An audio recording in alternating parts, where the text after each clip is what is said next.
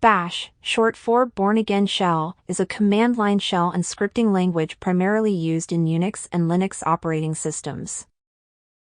It provides a text-based interface for users to interact with their computer by executing commands.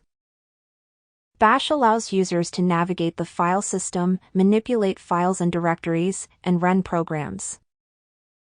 As a scripting language, Bash enables users to automate tasks by writing scripts that contain sequences of commands.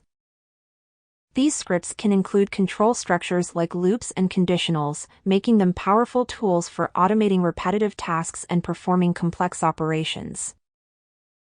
Bash is highly customizable and extensible, allowing users to create aliases, functions, and custom prompts to streamline their workflow. Its syntax is relatively straightforward, making it accessible to both beginners and experienced users. Overall, Bash is a versatile and essential tool for managing and controlling Unix-like systems efficiently.